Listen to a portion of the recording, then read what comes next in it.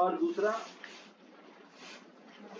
Excitability of muscle के ऊपर जो हम नेक्स्ट चैप्टर पढ़ेंगे, केमिकल कोऑर्डिनेशन, उसके लिए हमारा ये जानना जरूरी है कि मसल का रिफ्रैक्टरी पीरियड क्या होता है, रिलैक्सेशन पीरियड क्या होता है, कॉन्ट्रैक्शन पीरियड क्या होता है। इसीलिए थोड़ा सा एक्स्ट्रा इसमें है, लिखने की जरूरत नहीं है, समझने की जरूरत है, और बहुत ही बेसिक सी बात है। रिलैक्सेशन के दोनों फेजेस हम पहले पढ़ चुके हैं स्केलेटल मसल की। तो स्केलेटल मसल्स और कार्डियक मसल्स की अगर हम बात करें तो दोनों के अंदर बेसिकली सार्कोमियर प्रेजेंट होता है, ठीक है। और सार्कोमियर जो है वो बेसिकली पूरे मायोफिब्रिल में प्रेजेंट होगा, एक्सेप्ट कि कार्डियक मसल के अंदर इंटरकैलेटर डिस्क के अंदर गैप जंक्शंस होते हैं जो कि कैल्शियम आयन के ट्रांसपोर्ट में हेल्प करते हैं from one fibres to another fibre. तो टाइप ऑफ मसल कॉन्ट्रैक्शन जो हुआ बेसिकली, जिस तरह से मसल कॉन्ट्रैक्ट करता है, मैकेनिज्म जो वहां पर है वो स्केलेटल का और कार्डियक का दोनों का सेम है, तो उसका रिलैक्सेशन भी क्या होगा, सेम होगा। तो बेसिकली दोनों के अंदर दो बेसिक प्रोसेसेस हैं। The very first one is calcium ion जो है वो सार्कोप्लाज्मिक रेटिकुलम में वापस आ जाता है सार्कोप्लाज्म से। आप ऐसा सोचिए कि जो मायोसाइट है दैट्स अ मसल सेल और मायोफाइबर, उस फाइबर के अंदर उसका एक न्यूक्लियस है। अब स्केलेटल मसल है तो वो तो मल्टी न्यूक्लिएटेड होगी, और उसके सेल ऑर्लीज हैं। सेल ऑर्लीज में क्या है, वहां पर उसका एंडोप्लाज्मिक रेटिकुलम है जिसको हम सार्कोप्लाज्मिक रेटिकुलम बोलते हैं, करेक्ट। उससे निकलने वाला कैल्शियम आयन जो है वो उसके साइटोप्लाज्म में जाता है, यानी कि सार्कोप्लाज्म में जाता है, क्लियर।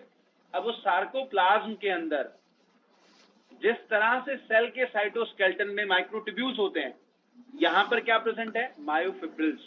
क्या प्रेजेंट है, मायोफिब्रिल्स। मायोफिब्रिल्स जो है उनके अंदर एक्टिन और मायोसिन मायोफिलामेंट का अरेंजमेंट है, पैरेलल अरेंजमेंट है। एनसीईआरटी में लाइन आपको अंडरलाइन करवाई थी मैंने, रिमेंबर, ठीक है। उनका पैरेलल अरेंजमेंट है, किस तरह से है, one actin is surrounded by 6 myosin,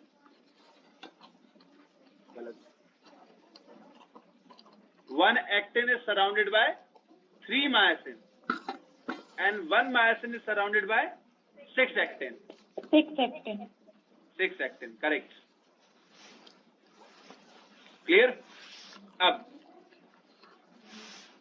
इसके बाद ये जो कैल्शियम आयन था ये जाकर ट्रोपोनिन सी से बाइंड कर रहा था और मायोसिन बाइंडिंग साइट को एक्सपोज कर रहा था, ठीक है, जिसे मास्क करता है ट्रोपोमायोसिन। अब अगर इस कैल्शियम आयन को हम उठाकर वापस से सार्कोप्लाज्मिक रेटिकुलम में भेज दें तो क्या होगा, कैल्शियम आयन की अवेलेबिलिटी सार्कोप्लाज्म के अंदर कम हो जाएगी, कॉन्ट्रैक्शन रुक गया, करेक्ट। तो calcium ion moves back from sarcoplasm to sarcoplasmic reticulum actively. Actively का मतलब है that is utilising the ATP, ठीक है, एटीपी को यूटिलाइज कर रहा है, एनर्जी को यूटिलाइज कर रहा है। दूसरी प्रोसेस है कि टी ट्यूब्यूल से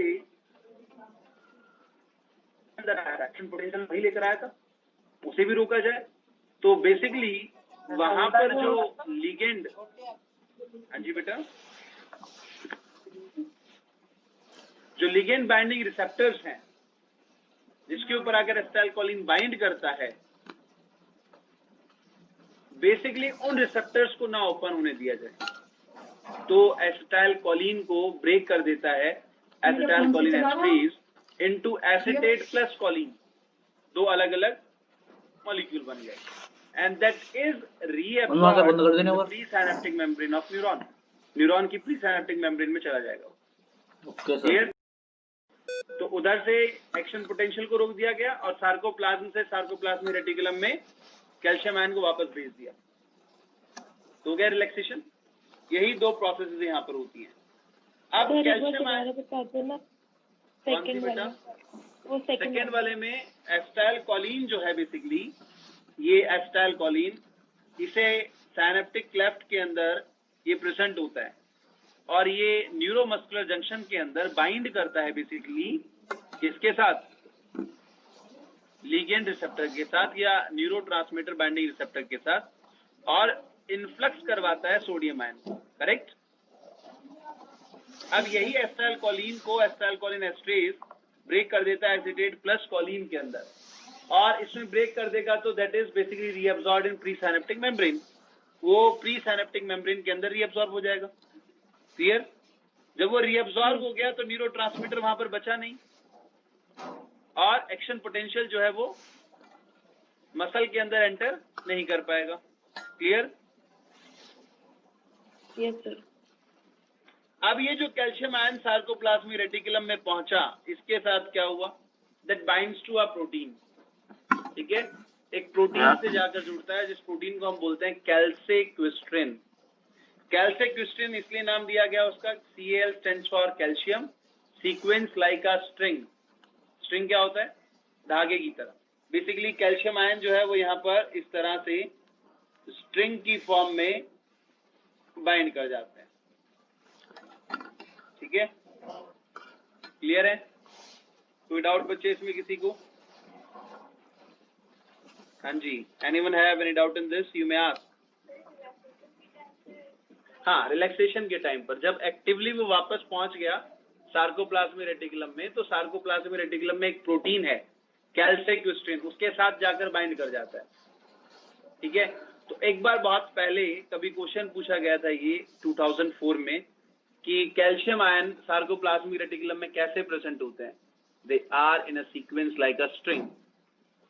ठीक है, अब ये कहीं लिखा हुआ नहीं है, लेकिन प्रोटीन के नाम में है वो, calcium ion sequence like a string, string की तरह है ये।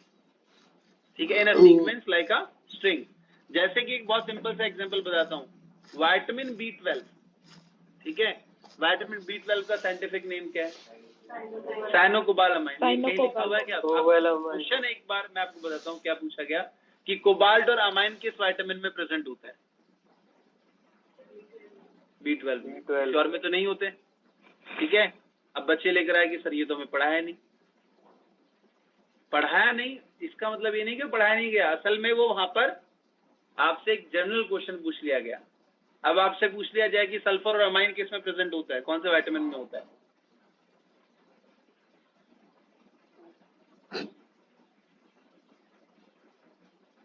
बताओ भाई, सल्फर और in which vitamin sulphur and sulphur और नहीं, सल्फर और अमाइन, अमाइन किसी एक प्रोटीन सॉरी किसी एक विटामिन का नाम ये है। In which vitamin sulphur and amine is present. Vitamin P1। जो क्या होता है? P1। सल्फर और अमाइन इज NH2। ठीक है, किस विटामिन के अंदर शुगर प्रेजेंट होती है? Which vitamin contain sugar? अब आपको बोल दिया जाएगा विटामिन C एस्कॉर्बिक एसिड। वो तो ठीक है, अगर ऑप्शन में विटामिन B कॉम्प्लेक्स दिया हो तो B9 और B6 या 5 में से कोई। राइबोफ्लेविन भी तो है, राइबोज और फ्लेविन ग्रुप है उसके साथ। ठीक है, तो सिर्फ नाम को पढ़ना नहीं है, उसको समझना भी है अपने को। विटामिन C भी है। चलिए, अब स्मूथ मसल्स में कॉन्ट्रैक्शन कैसे होता है? स्लो है and that is last longer, लंबे समय तक रहेगा। ठीक है, ऑटोनॉमिक नर्वस सिस्टम जो है वो सिग्नल करता है, और उसकी वजह से कैलमोडिलिन प्रोटीन जो है वो कैल्शियम आयन से बाइंड करते हैं, यानी कि यहाँ पर ट्रोपोनिन एब्सेंट होगा, कैलमोडिलिन बाइंड करता है। जैसे ही वहां पर बाइंडिंग होगी तो मायोसिन बाइंडिंग साइट एक्सपोज हो जाती है, किसके ऊपर? एक्टिन के ऊपर। Exposed on actin. अब इसका मतलब क्या है? एक्टिन और मायोसिन प्रेजेंट हैं, लेकिन ट्रोपोनिन और ट्रोपोमायोसिन नहीं है। स्मूथ मसल्स के अंदर ट्रोपोनिन ट्रोपोमायोसिन रेगुलेटरी प्रोटीन्स नहीं होते हैं। ठीक है, ये पॉइंट हमने पहले ऊपर लिखा भी था। ठीक है, नाउ कार्डियक मसल्स में कॉन्ट्रैक्शन कैसे होता है? गैप जंक्शन जो होते हैं वो हेल्प करते हैं कैल्शियम आयन को स्प्रेड करने में from one fibres to another fibre. और ये कहां पर प्रेजेंट होंगे गैप जंक्शन? इंटरकैलेटेड डिस्क के अंदर प्रेजेंट होते हैं। Then after next one is characteristic of muscles. ये एनसीईआरटी में भी गिवन है बेटा, यही line exactly. Excitability, contractility, extensibility और इलास्टिसिटी यहाँ पर प्रेजेंट होती है, लेकिन कंडक्टिविटी एब्सेंट होती है.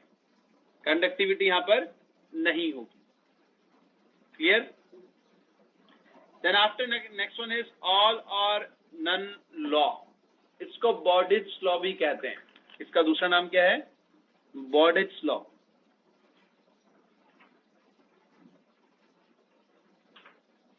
लॉ भी कहा जाता है इसे. सबसे इंपॉर्टेंट पॉइंट इसके बारे में, it is basically followed by a muscle fibre not by muscle. ठीक है, सबसे पहली लाइन जो लिखी हुई है वही सबसे इंपॉर्टेंट है, उसके ऊपर क्वेश्चन भी मार्क कर दिया है. ठीक है, अगर आप अपने मॉड्यूल में देखेंगे तो आपके असर्शन रीजन के क्वेश्चन के अंदर ये पहला क्वेश्चन ही मिल जाएगा आपको, पहला या आखिरी ऐसा कोई क्वेश्चन है. ठीक है, अब क्वेश्चन ये बनता है कि मसल फाइबर क्यों फॉलो करते हैं, मसल्स क्यों फॉलो नहीं करती हैं. सिंपल सी बात है. आप muscle all or none law क्या कहता है कि जब भी कोई थ्रेशोल्ड स्टिमुलस आएगा, minimum stimulus which is required for the contraction, तो मैक्सिमम कॉन्ट्रैक्शन शो करता है मसल फाइबर. अब जब मसल वहां पर कॉन्ट्रैक्ट कर रही है तो आप देखेंगे कि बॉडी की मसल को आप किसी भी एंगल पर रोक सकते हैं. हाँ कि ना भी, आप उसको इतना कॉन्ट्रैक्ट कर सकते हैं, इतना कर सकते हैं, इतना कर सकते हैं. तो कॉन्ट्रैक्शन कहाँ कंप्लीट हुआ? मसल के अंदर तो कंप्लीट नहीं हुआ. लेकिन मसल फाइबर्स जो होते हैं, अगर उनको स्टिमुलस मिला तो वो कंप्लीट कॉन्ट्रैक्शन करता है. इसीलिए जो ग्रुप ऑफ मसल फाइबर्स हैं वो मिलकर एक मसल बनाती हैं, जिसमें से कुछ कॉन्ट्रैक्ट करते हैं, कुछ रिलैक्स स्टेट में रहते हैं, और इसी को हम बोलते हैं मसल टॉनिसिटी. क्या बोलते हैं? मसल टॉनिसिटी. अब वो मसल टॉनिसिटी क्या है कि जब मसल रिलैक्सेशन स्टेट में रहती है तब भी उसकी एक शेप है, तब भी वो एक पर्टिकुलर स्ट्रक्चर दिखाती है. ठीक है, क्यों दिखाती है? क्योंकि कुछ मसल फाइबर्स उसके अंदर हमेशा कॉन्ट्रैक्टेड कंडीशन में रहते हैं. पूरी मसल तो कॉन्ट्रैक्टेड कंडीशन में नहीं रहती. ठीक है, क्लियर है? अब पूछो बेटा क्वेश्चन. हाँ, आप जैसे अभी ये आपका हाथ है, अभी स्ट्रेट है. अब अगर ये मसल पूरे कॉन्ट्रैक्ट करती तो ये यहाँ पर कॉन्ट्रैक्ट होता. ठीक है, अब आप उसको इतना भी कॉन्ट्रैक्ट कर रहे हैं, इतना भी कर रहे हैं, इतना भी कर रहे हैं. अब इस मसल के अंदर, बाइसेप्स की मसल के अंदर होगा क्या कि ग्रुप ऑफ मसल फाइबर्स है, muscle bundles present, muscle fibres के बंडल्स प्रेजेंट है. अब उसमें से कुछ मसल फाइबर कंप्लीटली कॉन्ट्रैक्ट कर रहे हैं, लेकिन कुछ रिलैक्स स्टेट में है. अगर पूरी मसल इस तरह से कॉन्ट्रैक्ट करती है और नन लॉ को फॉलो करती तो होता क्या कि जैसे ही स्टिमुलस आया या इतना ही कॉन्ट्रैक्ट करता है, ये कॉन्ट्रैक्ट नहीं करता. लेकिन ऐसा तो होता नहीं है. ठीक है, आप फिर गर्दन यूं नहीं घुमा पाते. ठीक है, इसको किसी एंगल पर रोक नहीं पाते. अगर सिग्नल आता यूं, फिर सिग्नल आता यूं, फिर सिग्नल आता यूं, है ना. लेकिन ऐसा होता तो नहीं है.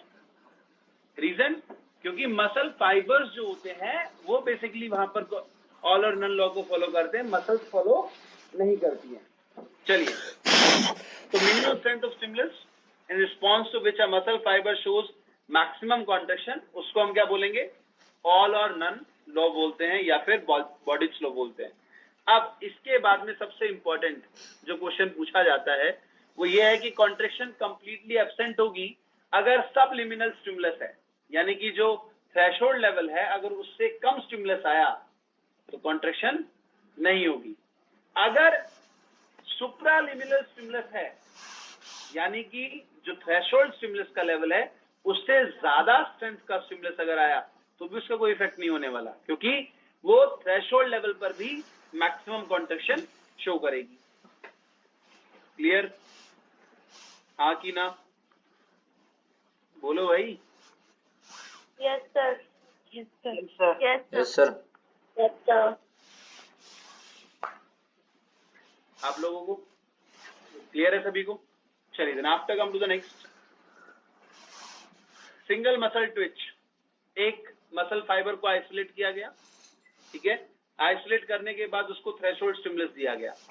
ठीक है, तो वो क्या करेगा? क्विक जर्की कॉन्ट्रैक्शन शो करेगा वहां पर. उसको हम सिंगल मसल ट्विच बोलते हैं. सॉरी अब ऐसा क्यों होता है बेटा? वायर्स देखें, वायर्स घर में जिनमें इलेक्ट्रिसिटी जाती है, एक वायर को अगर आप काट कर देखोगे तो कितने वायर है उसके अंदर, छोटे छोटे, बहुत सारे वायर्स है, ठीक है। क्या करते हैं वो, जितने नंबर ऑफ वायर्स होंगे उसके अंदर छोटे छोटे फाइबर्स होंगे, वो उतना ही ज्यादा रेजिस्टेंस कॉज करेंगे। अब उसमें से एक वायर को निकालो और उसको 220 वोल्ट का करंट देके देखो, हैं? लास्ट। हैं? अब यहाँ पर भी आपने वही किया, एक फाइबर को निकाला, संजू, और हम कैसे उसको लग रहा आपने है कल क्या आपके किया, साथ यार सब ब्याह तय हो रहा है। पूरा थ्रेशोल्ड स्टिमुलस देकर देखा। जब उतना थ्रेशोल्ड स्टिमुलस आपने उसको दिया तो ओ क्या हमें तो रसगुल्ले क्विक पाड़ने रिस्पॉन्स शो आएगा करेगा, ना, और जर्की कॉन्ट्रैक्शन शो करेगा, है ना। एकदम से उसकी पावर टेंशन की हो रही है, बढ़ जाएगी, टेंशन कॉन्ट्रैक्शन की हो रही जैसे ही है। मिला सिग्नल एकदम तेरे से के लिए कॉन्ट्रैक्ट जमीन करेगा, कम हो है, ठीक है। जब वो एकदम से कॉन्ट्रैक्ट कर गया उसको हम क्या बोलते हैं, सिंगल मसल ट्विच। जमा पे अब उसके तीन अलग तो अलग लेने का वो तो है, असलियत की कितनी है उसके latent pass. Phase, contraction phase and relaxation phase. सबसे पहले लेटेंट फेज, ठीक है। लेटेंट फेज में जब वो प्रिपेयर कर रहा है, स्टिमुलस वहां पर आया कॉन्ट्रैक्ट होने के लिए। जाता दूसरा बहुत फेज है है। यहाँ पर कॉन्ट्रैक्शन फेज, जहां पर वो मैक्सिमम कॉन्ट्रैक्शन शो करेगा, and then after the relaxation phase. Clear? इसके अलावा यहाँ पर एक और फेज होता है जिसको हम बोलते हैं रिफ्रैक्टरी फेज। रिफ्रैक्टरी फेज क्या है कि जिस वक्त मसल फाइबर खाली किसी भी दूसरे एक अभी खाऊंगा से थोड़ी देर बाद बॉन्ड नहीं करता, that is a refractory period. Clear? अब ये दो तरह से हो सकता है। पहला एब्सोल्यूट रिफ्रैक्टरी पीरियड। एब्सोल्यूट का मतलब क्या हुआ बच्चे? एब्सोल्यूट का मतलब कि जो पहले ही कॉन्ट्रैक्शन की कंडीशन में है, चाहे कितना ही स्ट्रॉन्ग स्टिमुलस क्यों ना आ जाए, फर्दर कोई इंप्रूवमेंट नहीं होगा कॉन्ट्रैक्शन में। सिंपल सी बात, ऑल और नन लॉ को अगर आप फॉलो करें तो यहां पर जब वो कंप्लीट कॉन्ट्रैक्शन स्टेट में है तो कोई दूसरा उसे फॉलो नहीं करेगा। कोई दूसरा स्टिमुलस जो है अगर वहां पर आता है तो उसको मसल फाइबर रिस्पॉन्ड नहीं करेगा। अगर वो रिलैक्सेशन स्टेट में है और उस वक्त अगर कोई स्ट्रॉन्ग स्टिमुलस आता है तो उस कंडीशन में देयर आर पॉसिबिलिटीज कि वहां पर कॉन्ट्रैक्शन हो जाए। इसको हम रिलेटिव रिफ्रैक्टरी पीरियड कहते हैं। क्लियर? और ऑटो रिदमिसिटी के लिए इस रिफ्रैक्टरी पीरियड का ज्यादा होना जरूरी है, क्योंकि अगर जितना इमीडिएटली कोई भी मसल फाइबर रिस्पॉन्ड करेगा टू द नेक्स्ट स्टिमुलस, अगर उसका रिलेटिव रिफ्रैक्टरी पीरियड कम है तो वहां पर रिदम नहीं बन सकती। What is the rhythm? Rhythm क्या है, कोई बताएगा?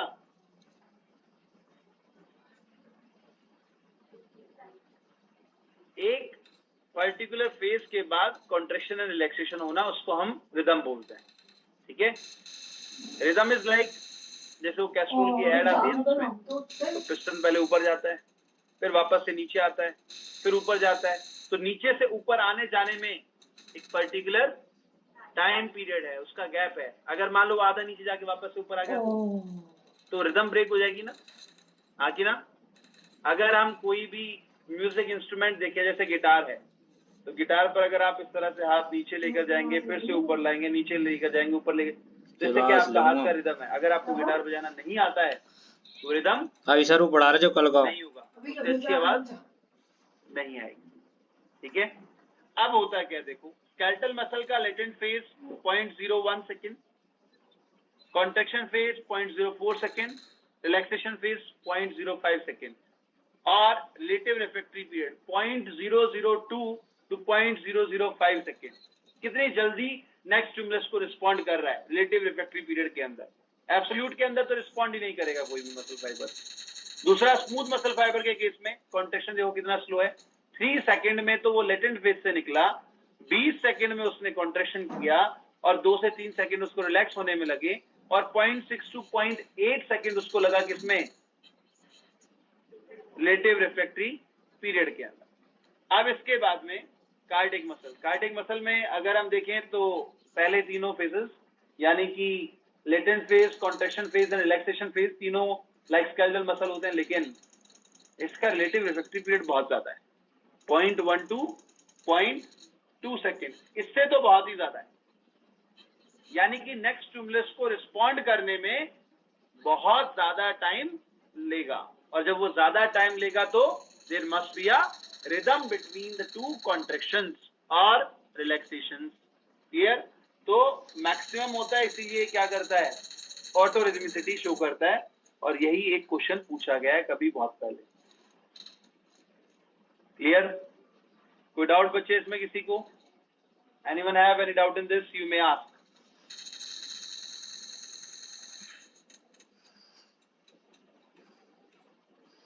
विश्वेंद्र, मानसी, अदिति, पार्थ, गौरव, पलक, कोई डाउट बेटा इसमें किसी को? No sir. No, sir. Sir. चलिए, then after come to the next.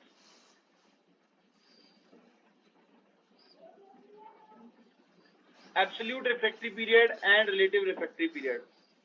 Absolute simply जब किसी भी दूसरे स्टिमुलस को कोई रिस्पॉन्ड ना आए, ठीक है, even in the presence of strongest one stimulus, तो उसको हम एब्सोल्यूट रिफ्रैक्टरी पीरियड बोलते हैं। और रिलेटिव क्या है बेटा? मसल में respond to the strong stimulus, ठीक है, that is in the state of relaxation. Absolute refractory period जो होता है वो जब muscle fibre in the state of contraction होती है। जब वो पहले ही ऑल और नन लॉ को फॉलो कर रहा है मसल फाइबर, तो उस वक्त अगर दूसरा स्टिमुलस आ जाए तो क्या रिस्पॉन्ड करेगा? वो नहीं करेगा ना, बस यही बात है। Next one is types of muscle contraction. The very first one is tonicity show करते हैं। क्या शो करते हैं? टोनिसिटी, ठीक है।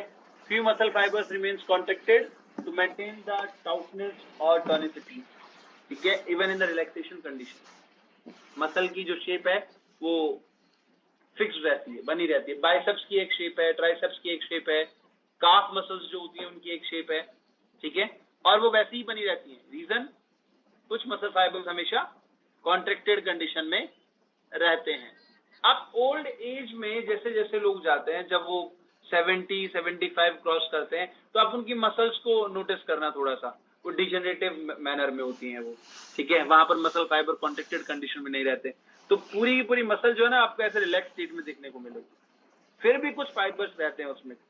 तो अब धीरे धीरे धीरे जैसे जैसे एज उनकी 90-100 तक पहुंचती जाएगी, muscles becomes lean and thin, twisted muscle condition हो जाती है, ठीक है। इसी तरह से उनके लिम्स भी लीन एंड थिन होते चले जाते हैं। क्यों? क्योंकि फाइबर्स में जो कैपेबिलिटी है वो धीरे धीरे कम हो रही है, वो डिजेनरेटिव कंडीशन के अंदर है, सेनेसेंस हो रहा है वहां पर, एजिंग हो रही है वहां पर। क्लियर? देन आफ्टर समेशन, अगर दो सबलिमिनल स्टिमुलस आते हैं, एक साथ आते हैं, उनको साइमल्टेनियसली अप्लाई किया जाए। सबसे इंपॉर्टेंट टर्म है यहाँ पर, साइमल्टेनियसली अप्लाई किया जाए। इफ अप्लाइड साइमल्टेनियसली, तो क्या होगा?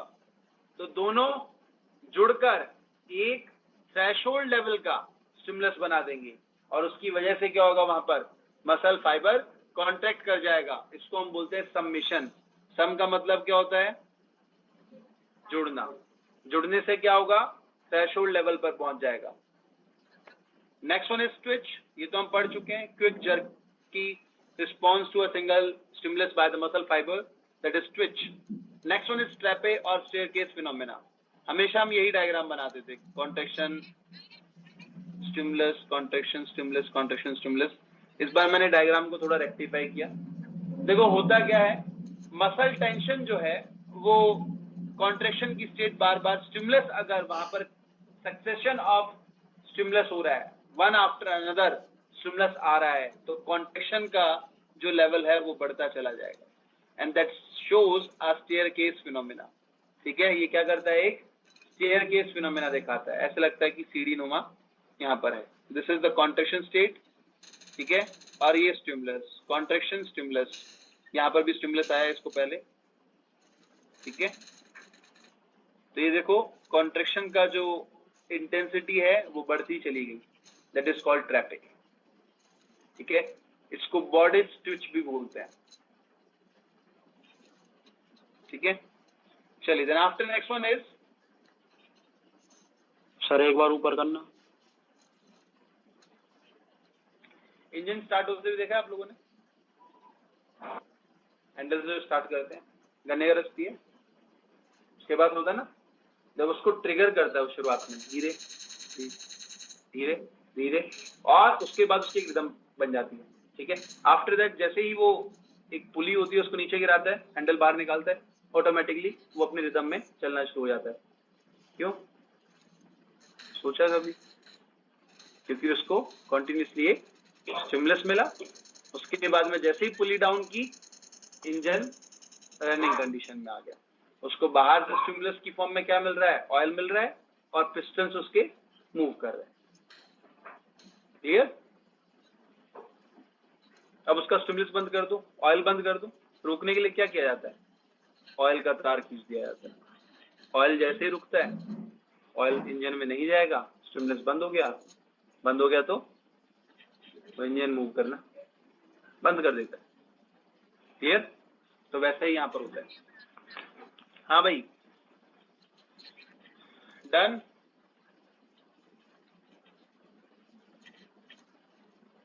Next one is tetanic contraction. Tetanic contraction क्या है बेटा? That's a sustained contraction of muscles due to series और सक्सेशन ऑफ नर्व इम्पल्सेस।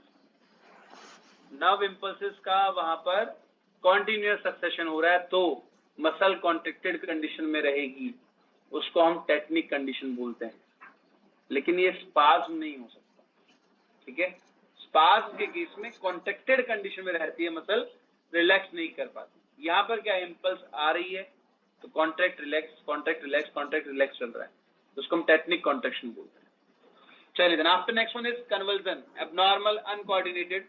याद रखने की सीधी सीधी ट्रिक है, सी है, इसको आप इस तरह से यू बना सकते हैं, इसको ट्विस्ट कर दो। अनकोऑर्डिनेटेड टेक्निक कॉन्ट्रैक्शन अगर होता है वेरिंग ग्रुप ऑफ मसल्स के अंदर, तो उसको हम क्या बोलेंगे? कन्वर्जन बोलते हैं। विटामिन की डेफिशिएंसी से ये वाला टर्म हम बहुत बार पढ़ते हैं, ठीक है। B3, B4, B5, B6, B7 तक कन्वर्जन टर्म जो है आपने देखा होगा, ठीक है। होता क्या है बेटा? बहुत सिंपल सी बात, अगर बाइसेप्स रिलैक्स करती है तो ट्राइसेप्स कॉन्ट्रैक्ट करती है, करेक्ट। जब बाइसेप्स कॉन्ट्रैक्ट करती है तो ट्राइसेप्स, इसी तरह से क्वाड्रिसेप्स और हैमस्ट्रिंग मसल्स हैं। क्वाड्रिसेप्स फीमोरिस जो कि फीमर से जुड़ती है, हैमस्ट्रिंग मसल उसके अपोजिट रन करती है, correct. There is a coordination, अगर एक कॉन्ट्रैक्ट करेगी तो दूसरा, अगर दोनों एक साथ कॉन्ट्रैक्ट करे तो क्या होगा?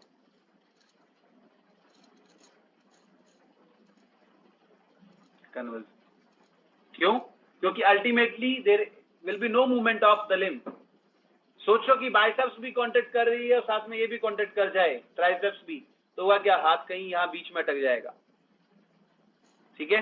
ना तो कंप्लीटली कॉन्ट्रैक्ट कर पाएगा, ना कंप्लीटली रिलैक्स कर पाएगा। तो बहुत सारे लोगों के अपने हाथों को देखा होगा कि जिनका मसल कोऑर्डिनेशन ब्रेक हो जाता है, तो बेसिकली उनके हाथ इस तरह से मुड़ जाते हैं या ऐसे मुड़ जाते हैं, ठीक है। हम सोचते हैं कि ये इसका लिम्ब तो करेक्ट है, पूरा लिम्ब कंप्लीटली फॉर्म किया बॉडी स्ट्रक्चर में, या लिम्ब की फॉर्मेशन में कोई डिफेक्ट नहीं है, लेकिन फिर भी हाथ यूं क्यों मुड़ा हुआ है? ऐसे देखा ना कुछ लोगों का हाथ यूं मुड़ जाता है, यहाँ पर क्यों मुड़ा हुआ? वो हाथ तो पूरा बना हुआ है,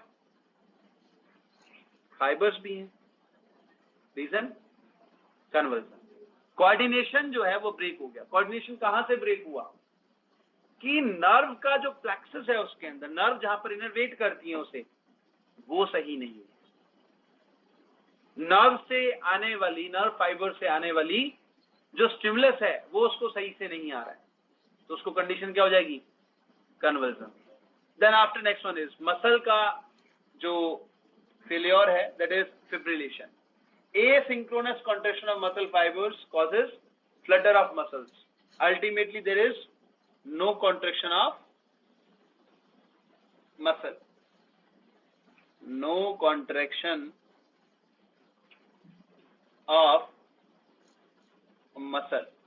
Muscle का यहाँ पर कोई contraction नहीं हो पाता। Reason? Flutter of muscle हो रहा है यहाँ पर। जैसे कि for example, अगर आप 5 फिंगर्स को कॉन्ट्रैक्ट करें तो इससे एक फीस्ट बनती है, करेक्ट। ये रिलैक्सेशन कंडीशन हो गई, ये कॉन्ट्रैक्शन कंडीशन हो गई। लेकिन इस फीस्ट को बनाने के लिए कितने फिंगर्स की जरूरत है? अगर ये कॉन्ट्रैक्ट करें तो क्या फीस्ट बनेगी? 2 करें, 3 करें, 4 करें, एक ना करें, ये 3 करें, ये 4 करें, क्या ये अल्टीमेटली कॉन्ट्रेक्शन हुआ? क्या फीस बनी? नहीं ना।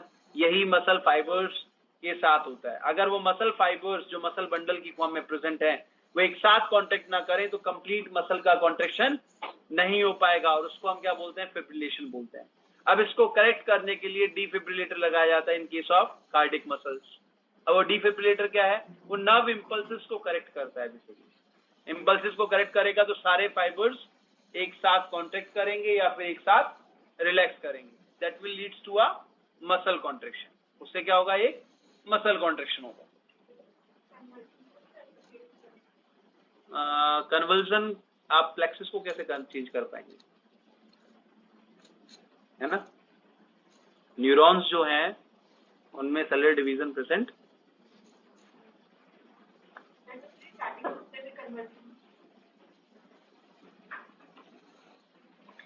आइसोटोनिक। आइसोटोनिक क्या है? Tone of the muscle remain same but the length of the muscle changes.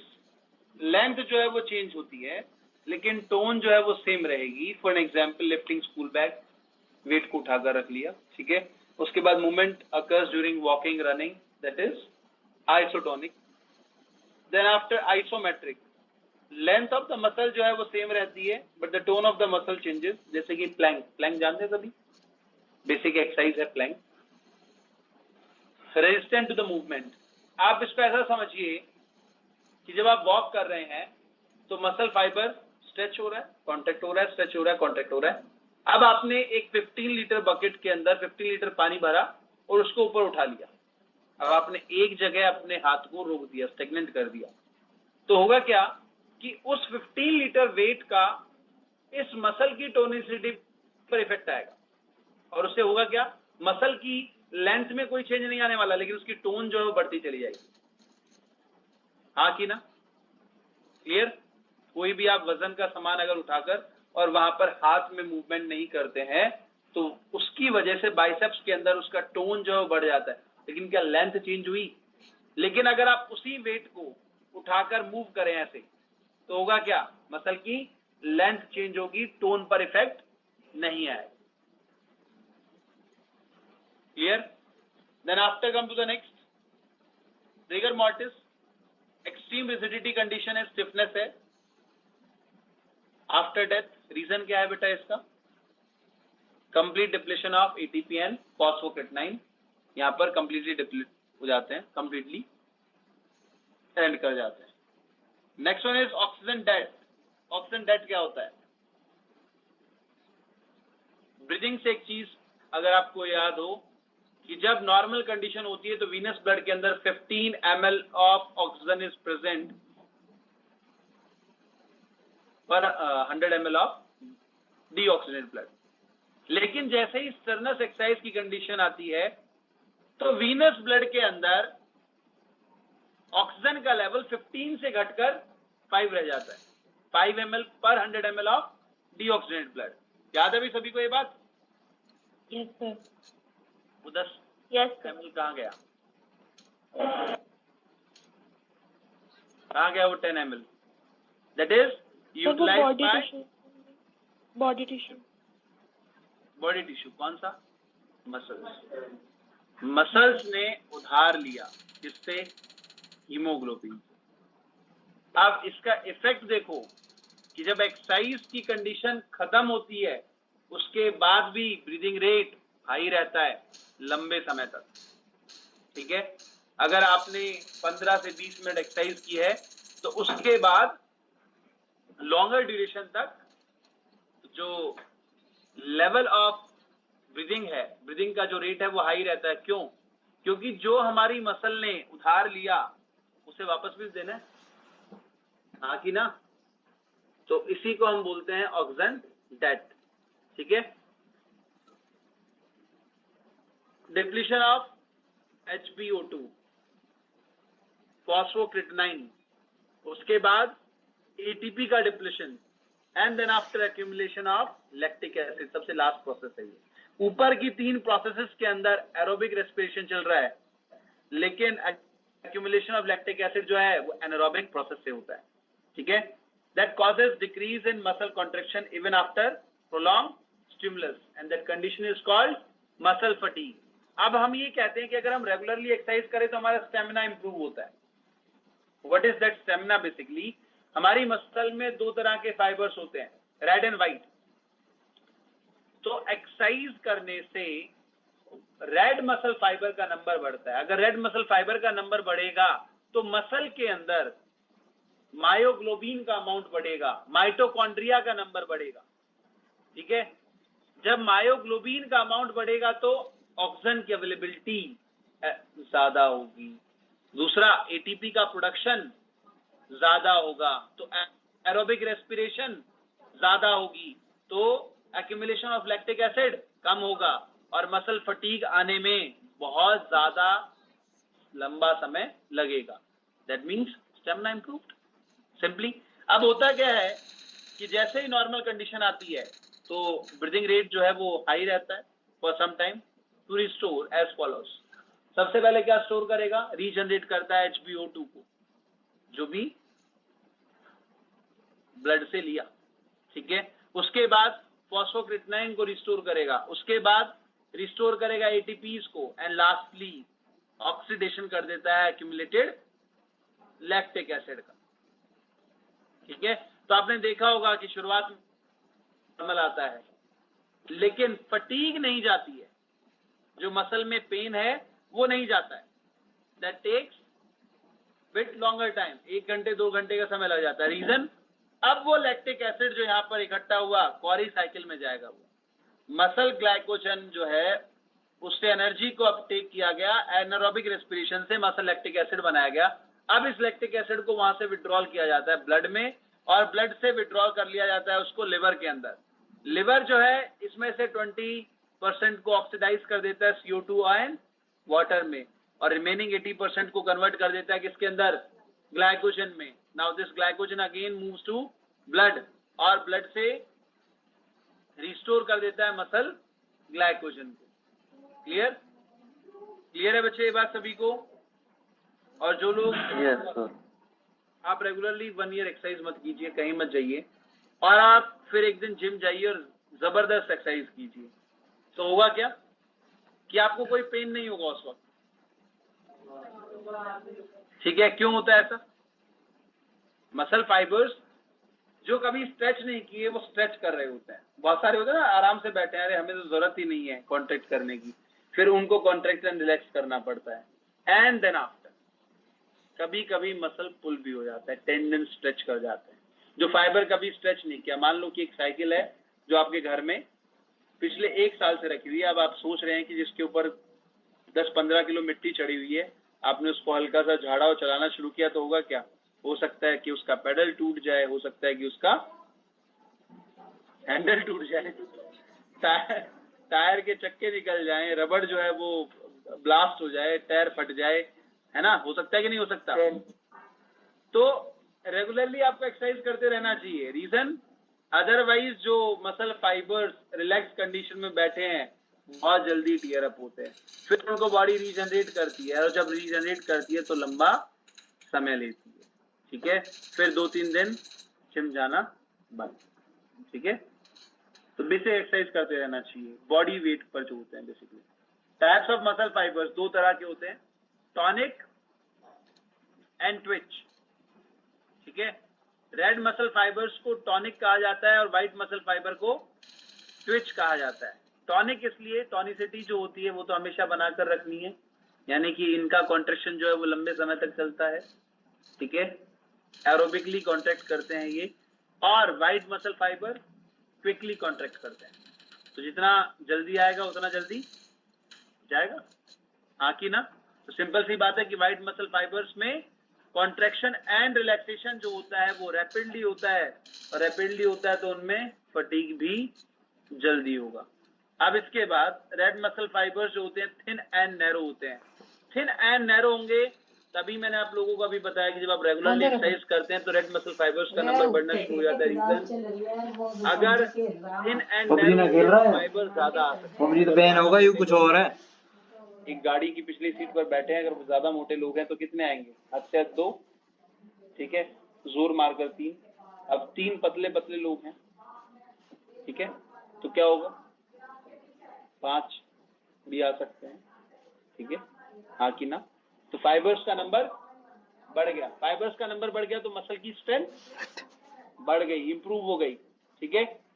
इसके बाद मैक्सिमम मायोग्लोबिन होता है, मैक्सिमम माइटोकॉन्ड्रिया होता है इनके पास, और एरोबिक रेस्पिरेशन प्रेजेंट होता है। सार्कोप्लाज्मिक रेटिकुलम लेस होते हैं। जब सार्कोप्लाज्मिक रेटिकुलम कम होगा तो कैल्शियम आयन बहुत कम या स्लोली एंटर करेगा किसके अंदर, और जब सार्कोप्लाज्म में कैल्शियम आयन का नंबर कम आएगा तो कॉन्ट्रेक्शन एंड रिलैक्सेशन की प्रोसेस जो है वो थोड़ा स्लो चलेगी। और सर जरूरी है कि मसल फाइबर स्ट्रेची होएगा? जो माइटोकॉन्ड्रिया से एटीपी प्रोड्यूस हो रहा है उतने से काम चल जाएगा, हाँ कि ना। तो फटीग स्लो होंगे। दूसरे कंडीशन में थिक एंड ब्रॉड होते हैं, थिक एंड ब्रॉड। इससे क्या होगा, अब यहां पर मायोग्लोबिन का अमाउंट कम है, ठीक है, माइटोकॉन्ड्रिया का अमाउंट कम है, सार्कोप्लाज्मिक रेटिकुलम बहुत है उसके पास। जब सार्कोप्लाज्मिक रेटिकुलम बहुत है तो क्या होगा, ज्यादा कैल्शियम आयन सार्कोप्लाज्म में एंटर करेंगे। अब कैल्शियम आयन एंटर कर गया तो मसल कॉन्ट्रेक्शन की कंडीशन में जाएगी, मसल फाइबर जो है वो कॉन्ट्रेक्शन की कंडीशन में जाएगा। और जब वो कॉन्ट्रेक्शन की कंडीशन में जाएगा तो वो कहेगा कि लाओ एटीपी। अब माइटोकॉन्ड्रिया तो वहां पर है ही कम, तो वो क्या करेगा, कैसा करो, ग्लूकोज को लैक्टिक एसिड में तोड़ लो, ऑक्सीजन की अवेलेबिलिटी है नहीं, मायोग्लोबिन हमारे पास कम है। अब इससे क्या होगा, लैक्टिक एसिड एक्यूमुलेट होना शुरू हो गया, फटीग जल्दी, ठीक है। Example, extensor muscle of human back, ठीक है, and flight muscles of kite, ये रेड मसल फाइबर्स के एग्जाम्पल हैं। व्हाइट मसल फाइबर के एग्जाम्पल हैं eyeball muscle and flight muscles of sparrow. कभी स्पैरो को उड़ते हुए देखा आप लोगों ने? Yes sir. कितनी डिस्टेंस उड़ती है मैक्सिमम? यहां से 10 मीटर उड़ेगी फिर बैठ जाएगी, 15 मीटर उड़ेगी फिर बैठ जाएगी, क्योंकि उसकी मसल फाइबर बहुत जल्दी फटीग हो जाते हैं।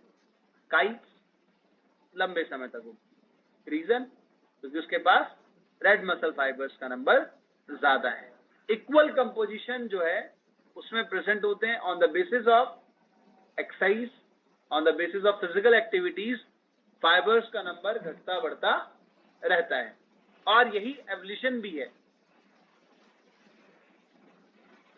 जैसे कि जो पिजन्स शहरों में रहते हैं, ठीक है, उनकी फ्लाइट वाइल्ड एरिया में रहने वाले पिजन से ज्यादा बेटर होती है। रीजन क्योंकि वो यहाँ पर स्काई स्क्रैपर्स बिल्डिंग्स के बीच में डाइव करना, ठीक है, और मसल्स को कॉन्ट्रैक्ट एंड रिलैक्स करने के अलग अलग मोड डेवलप कर लेते हैं।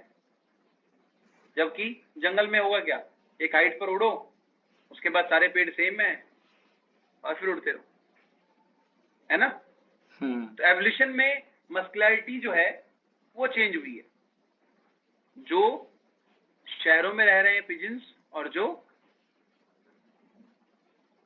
वाइल्ड एरिया में रह रहे हैं। क्लियर है, हाँ कि ना। तो मसल की टोनिसिटी को चेंज किया जा सकता है। स्टेमिना समझ में आया सभी को? स्टेमिना किसे कहते हैं असल में? किसका नंबर ज्यादा होना चाहिए?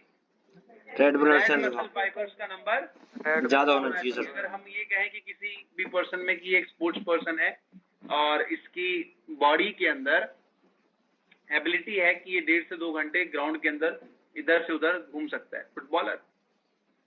अब मैं कहूं कि 2 अलग अलग तरह के स्पोर्ट्स हैं, एक है फुटबॉल और दूसरा है स्प्रिंट, 100 मीटर स्प्रिंट। तो क्या दोनों गेम की रिक्वायरमेंट सेम है? नो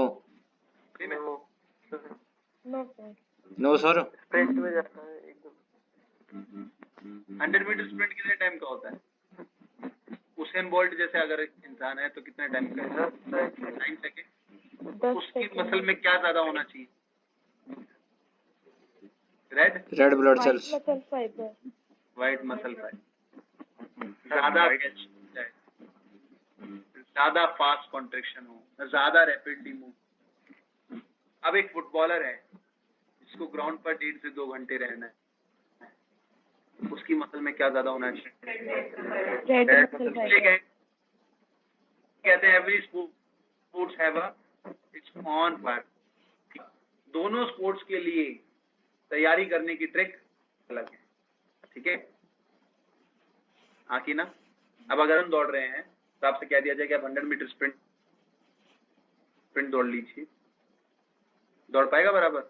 फिर बाद में क्या कहते हैं, तुम तो 4000 वो मीटर जब चलते हो, 4 किलोमीटर 5 किलोमीटर, तुम 100 मीटर की स्प्रिंट हार गए, जबकि 100 मीटर ही भागता है। अब 100 मीटर वाले को तुम 4 किलोमीटर चला कर तो देखो, वो 1 किलोमीटर के बाद में हाफ जाएगा, बिकॉज रिक्वायरमेंट इज डिफरेंट। तो मसल की टोन वो भी अलग अलग हो, ठीक है?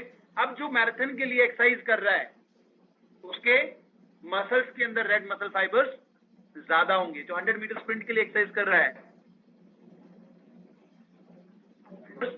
ज्यादा होंगे। क्लियर?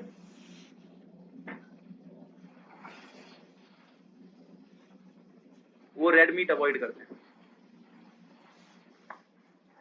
क्योंकि उसका इनटेक कम करते हैं, व्हाइट फूड्स को ज्यादा खाते हैं वो, बेसिकली एग, एल्बुमिन, जो व्हाइट इन अपीयरेंस होता है basically. Cardiac muscles can convert lactic acid into the glycogen metabolically, तो वो कभी फटीग नहीं होते हैं। लार्जेस्ट मसल क्या है हमारी बॉडी की? ग्लूटियस मैक्सिमस, छोटक मसल। स्मॉलेस्ट मसल क्या है? स्टैपिडियस। लॉन्गेस्ट मसल क्या है? Quadriceps femoris. स्ट्रॉन्गेस्ट मसल क्या है? लोअर जॉ की मेसेटस, स्ट्रॉन्गेस्ट मसल है हमारी बॉडी की। Most busiest muscle, muscles of eye ball. Total number of muscles in human body 639। कितनी पेयर्ड है? 634। कितनी अनपेयर्ड है? 5 unpaired. 5। 17 मसल्स कॉन्टेक्ट करती हैं फॉर द स्माइल, इसलिए हंसते रहना चाहिए सर अदरवाइज कर लीजिए, यूज नहीं करोगे तो यही होगा ना। हाँ सर जो आई मसल है वो सबसे ज्यादा बिजीएस्ट भी हैं और उनके अंदर वाइट फाइबर्स भी होते हैं। हाँ तो सर वो तो जल्दी थक जानी चाहिए, तो सबसे बिजीएस्ट कैसे हो जाएंगी ये? और जो तुम्हारी आई बार बार ब्लिंक करती रहती है वो क्या करती है? उसको हर सेकंड में एक मोमेंट देती है ना रुकने का। अच्छा सर। छोटे बच्चे जो होते हैं 1 से 1.5 साल के, अगर वो टीवी देख रहे होते हैं तो आप देखना कि वो ब्लिंक नहीं करते हैं इसको, ठीक है? और आफ्टर हाफ एन आवर उनको नींद आना शुरू हो जाती है, वो आंख खोल नहीं सकते। क्यों? क्या हुआ ऐसा? क्योंकि आई को स्टेबल रखने के लिए रेक्टस मसल है, 4 रेक्टस हैं, 2 ओब्लिक। रेक्टस एक मीडियन रेक्टस होगी जो कि मीडियन साइड में, एक लेटरल, एक सुपीरियर, एक इंफीरियर, और 2 ओब्लिक हैं जो कि ऑब्लिकली मूव करवाती हैं आईज को अप एंड डाउन में, basically upward and side, downward and side. तो इस तरह से ऑब्लिक मसल्स हैं। अब जो बच्चा ऐसे स्टेगनेंटली देख रहा है, बिल्कुल ऐसे देख रहा है, आफ्टर सम टाइम मसल जो है वो वहां पर फटीग आ जाएगा। तो जैसे ही फटीग हो जाएगी तो वो सो जाता है। बच्चे गाड़ी में बैठते क्यों सो जाते हैं? क्योंकि उसको बाहर देखने का इतना होता है कि वो आईज को ब्लिंक नहीं करते, कुछ टाइम के बाद में थक जाते हैं, सो जाते हैं, ठीक है? लेकिन हम इस चीज को नोटिस करेंगे, मैं वीडियो बना के भेज दूंगा, ठीक है? कि क्यों होता है ऐसा। मेरे घर में है, 18 महीने का बच्चा है मेरा, तो मैंने देखा उसको, नोटिस किया कि जैसे टीवी की तरफ देखेगा हार्डली 15 मिनट्स नींद आना शुरू। गाड़ी में बैठा हार्डली 15 मिनट्स नींद आना शुरू। अब आप उसकी आंखों के सामने ऐसे करते रहिए, उसकी आईज ब्लिंक करती रहेगी, वो 1 घंटे 2 घंटे तक नहीं सोएगा। एक्सपेरिमेंट है। तो इसका मतलब क्या है? कुछ ना कुछ तो है वहां पर, कुछ ना कुछ तो मसल के साथ हो रहा है। चलिए then after come to the next. हाँ जी बेटा, इसमें आईलिड्स जो है वो आपकी हेल्प करती हैं। Akash, clear? Okay sir, okay. चलिए then after come to the next, skeletal system. 2 कैसे हो गए भाई?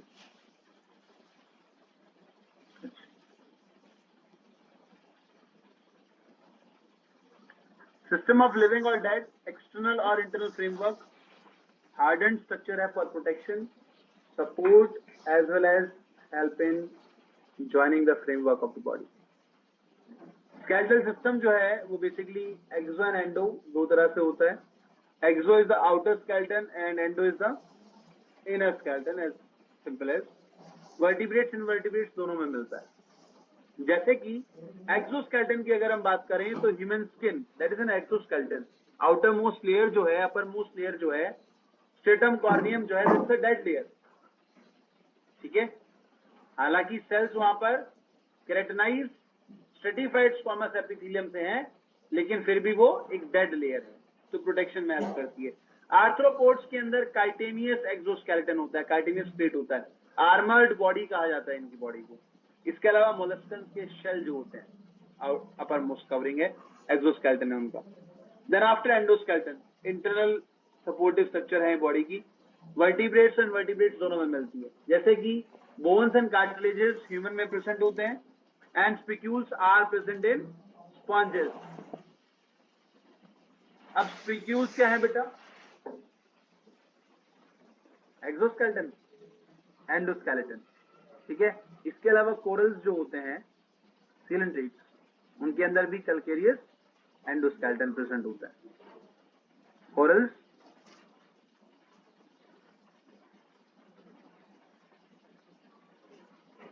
इन सिलेंड्रेट।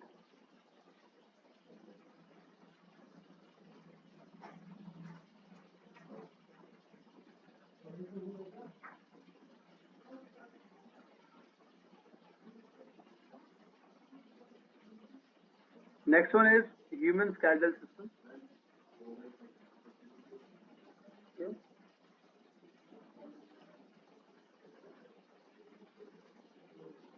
ऊपर एंडो भी होता है। हाँ, अच्छा, कोरल डिपोजिशन कब होता है मुझे बताओ?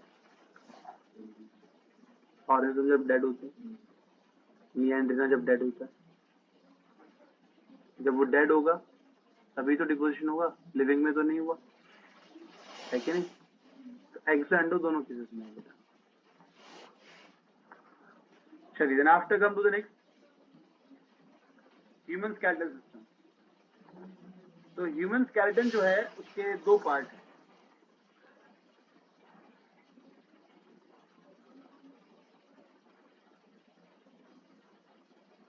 That is divided into two parts.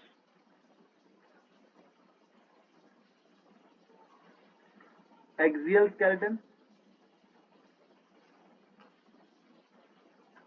and appendicular skeleton.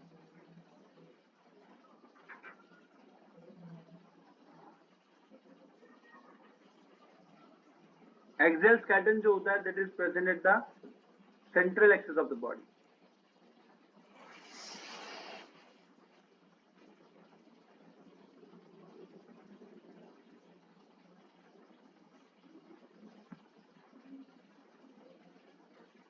और ये प्रेजेंट होता है एट पेरिफेरी।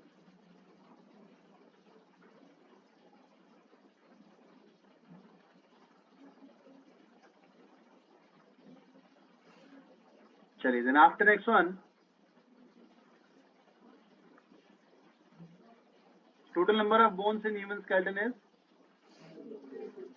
एक्सियल स्केलेटन में और अपेंडिकुलर में 120। ठीक है, at the time of birth 300। Neonatal में 300 होती है, एंड रिड्यूस टू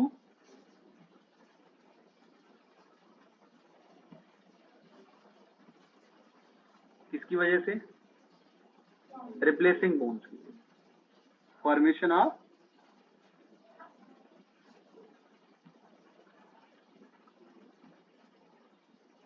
रिप्लेसिंग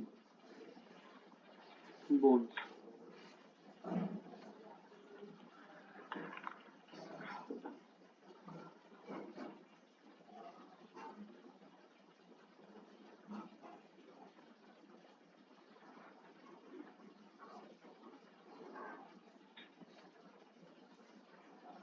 चलिए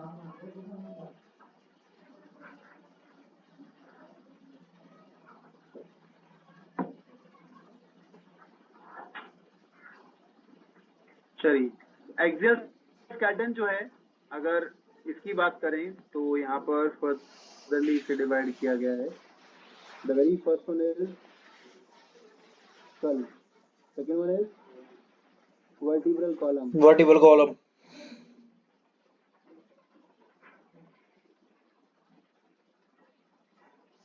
then after sternum, sternum, then after rib, and then after Heart. नहीं होंगे ना, वो सब स्कल का पार्ट है.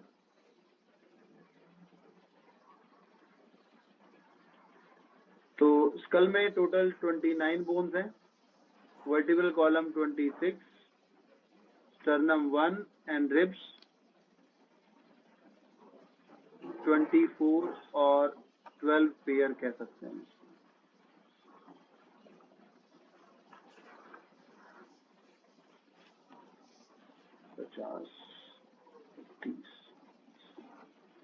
ठीक है.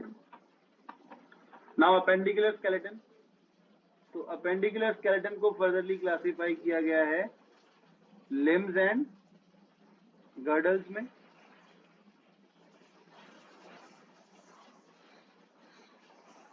गर्डल्स बेटा फर्दरली डिवाइडेड हैं दो पार्ट में.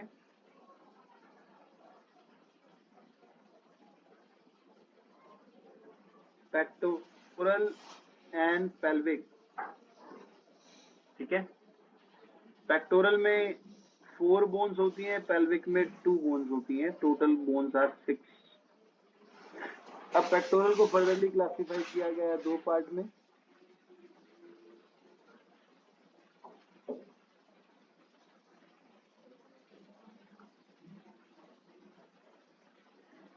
Scapula and clavicle. दो स्कैपुला होती हैं, दो क्लेविकल होती हैं. Each half contain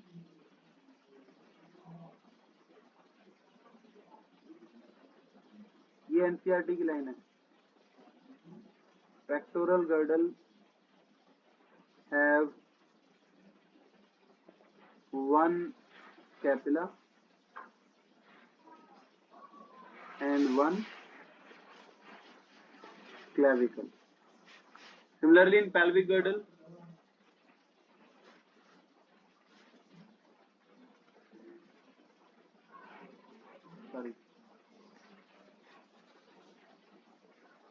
two coxal bones present होती हैं. Each half contains 1 coxal bone.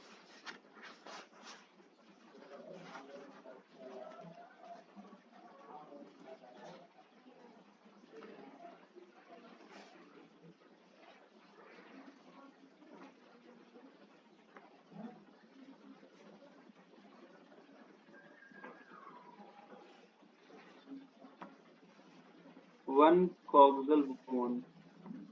और एक कॉक्सल बोन जो है that is formed bye fusion of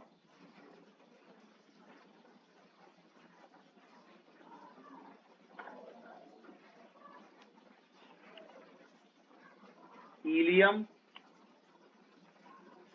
ischium and pubis. At the site of fusion, acetabulum present.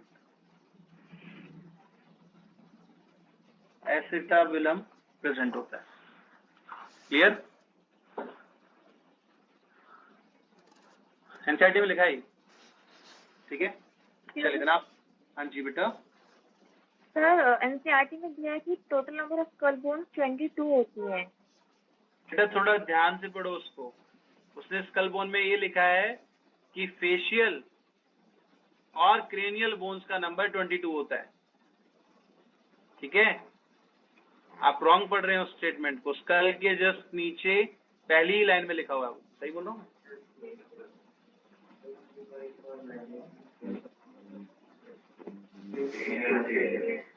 Cranial and, और उसके नीचे ये भी लिखा हुआ है कि hide bone is also the part of skull, उसी का एक पार्ट। तो वो उसके साथ लिखेगा, ये टर्म यूज करेगा, वो cranial and facial term use करेगा। अदरवाइज स्कल के अंदर 29 बोन्स होती है। ये स्कल है। अब इसमें ये ऑसिकल को कहाँ छोड़ेगा, बस कहाँ जोड़ेगा? और ये हायोड यहाँ है, कहाँ जोड़ेगा इसको? हायोड तो ये पीछे वर्टिब्रल कॉलम से भी अलग है, ये तो आगे की तरफ प्रेजेंट है। हायोड बोन ऐसी बोन है जो किसी दूसरी बोन के साथ आर्टिकुलेट नहीं करती, मसल्स की वजह से वो यहाँ पर अटकी हुई है ना? किसका फॉर्मेशन हो गई है उसकी, जस्ट, और कुछ नहीं है। वो असल में ट्रैकिया को प्रोटेक्ट कर रहा है बाहर से।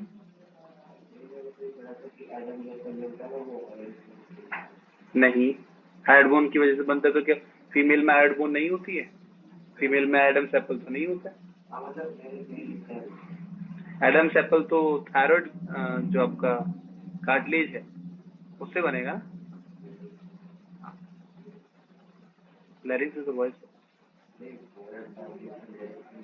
हाँ लैरिंक्स के अंदर होता है तो, लेकिन लैरिंक्स से नहीं बनता है, फिर थायराइड कार्टिलेज की वजह से। Limbs, forelimb and hind limb.